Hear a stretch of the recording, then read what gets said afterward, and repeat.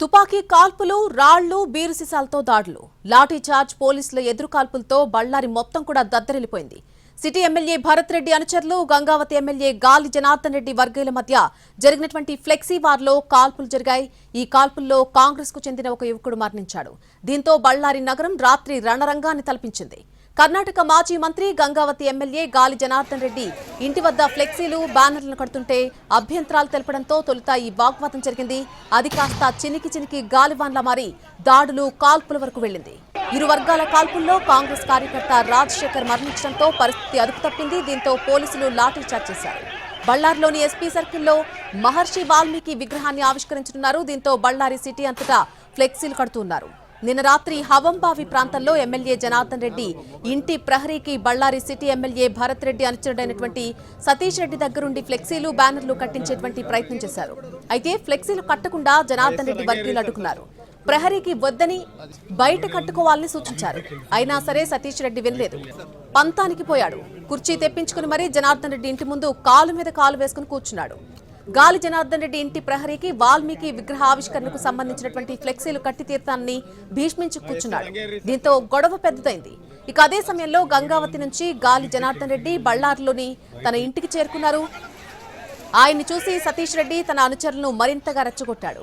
వెంటనే ఫ్లెక్సీ కట్టేందుకు యత్నించారు సతీష్ రెడ్డి అనుచరులు. దీంతో సతీష్ రెడ్డి అనుచరులను అడ్డుకునేందుకు కళ్యాణ రాజ్య ప్రగతి పక్ష కార్యకర్తలు కూడా ప్రయత్నించారు. ఇరు వర్గాల మధ్య తోపులాట జరిగింది. పరస్పరం రాళ్ల దాడికి దిగారు. బీర్ సీసాలతోనూ దాడులు జరిగాయి. గుంపులను చెదరగొట్టేందుకు అటు సతీష్ రెడ్డి, ఇటు జనార్దన్ రెడ్డి గన్మెన్లు గాల్లో కాల్పులు జరిపారు. సతీష్ రెడ్డి ఒక గన్మెన్ వద్ద తుపాకీ లాక్కుని ఎమ్మెల్యే జనార్దన్ రెడ్డి వైపు గురిపెట్టాడు. 2 రౌండ్లు కాల్పులు జరిపాడు. అయితే బుల్లెట్ తగలకుండా తప్పించుకున్నారు గాలి జనార్దన్ రెడ్డి.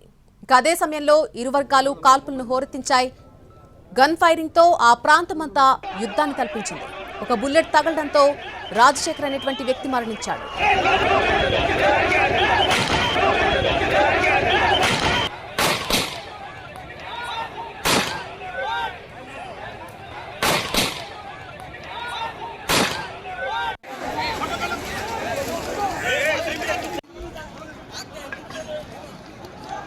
మృతుడు రాజశేఖర్ కాంగ్రెస్ కార్యకర్త. బళ్లారి సిటీ ఎమ్మెల్యే నారా భరత్ రెడ్డి వర్గానికి చెందినటువంటి యువకుడు. గన్ ఫైరింగ్ లో సతీష్ రెడ్డికి కూడా బుల్లెట్ గాయమైంది. అతని పరిస్థితి విషమంగా ఉండడంతో వెంటనే బెంగళూరు హాస్పిటల్కు తరలించారు. గాలి జనార్దన్ రెడ్డి ఇంటి వద్ద ఫ్లెక్సీ వివాదం, కాల్పులు జరిగినటువంటి విషయం తెలుసుకున్న వెంటనే ఆయన సన్నిహితులు అక్కడికి చేరుకున్నారు.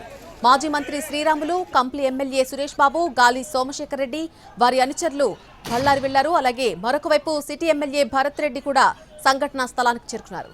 ఒకవైపు కళ్యాణ రాజ్య ప్రగతి పక్ష పార్టీ నేతలు, మరొక వైపు కాంగ్రెస్ నేతలు, ఇరు పార్టీల కార్యకర్తలు, అనుచరులు తరలి వెళ్లడంతో వారిని చెదరగొట్టారు పోలీసులు.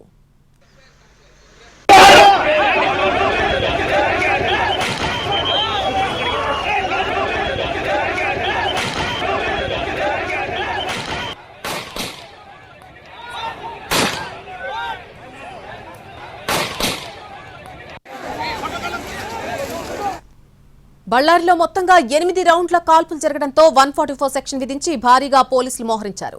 IGP Vartika Katiyar, SP Pavan Nejjuru, ASP Ravikumar Ballari వెళ్లి పరిస్థితిని సమీక్షించారు. జనార్దన్ రెడ్డి భద్రతా సిబ్బంది జరిపినటువంటి కాల్పుల్లో బుల్లెట్ తగలడంతో తన అనుచరుడు రాజశేఖర్ మరణించాడని ఎమ్మెల్యే నారా భరత్ రెడ్డి ఆరోపించారు. గాలి జనార్దన్ రెడ్డిని చంపాల్సిన అవసరం తనకు లేదన్నారు.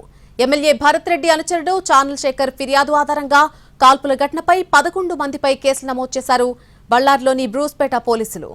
ఎమ్మెల్యే గాలి జనార్దన్ రెడ్డి, గాలి సోమశేఖర్ రెడ్డి, మాజీ మంత్రి శ్రీరాములు సహా 11 మందిపై కేసులు నమోదు చేసి దర్యాప్తు చేపట్టారు.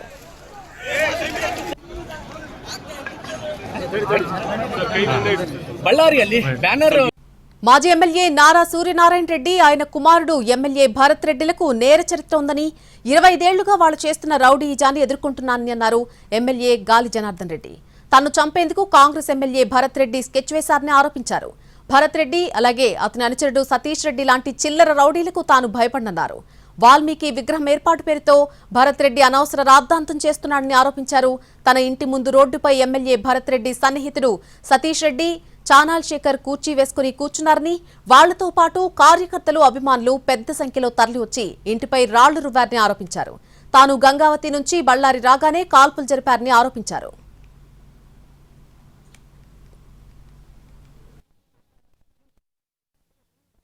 ಕೆಲಸಗಳಲ್ಲಿ ವೈಫಲ್ಯ ಆಗಿ ಈ ನಗರ ಶಾಸಕ ಅವರಪ್ಪ ನಾರಾಯಣ ರೆಡ್ಡಿ ಇಬ್ಬರು ಕ್ರಿಮಿನಲ್ಸ್ ನಿಮಗೆಲ್ಲ ಗೊತ್ತಿದೆ ಗೌಡ.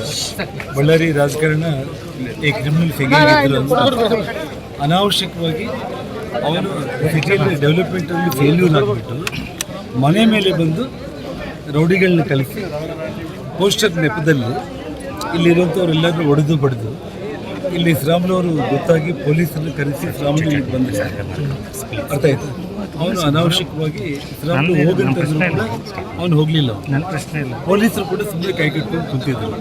ನಾನು ಗಂಗಾವತಿಯಿಂದ ಬಂದಿದ್ದ ಕಾರ್ ಇಳಿತಾ ಇದ್ದೀನಿ, ಫೈರಿಂಗ್ ಮಾಡೋದು ಶುರು ಮಾಡಿ ನೋಡಿ. ಅವನು ಅಭಿವೃದ್ಧಿ ಕೆಲಸಗಳಲ್ಲಿ ವೈಫಲ್ಯ ಆಗಿ ಈ ನಗರ ಶಾಸಕ ಅವರ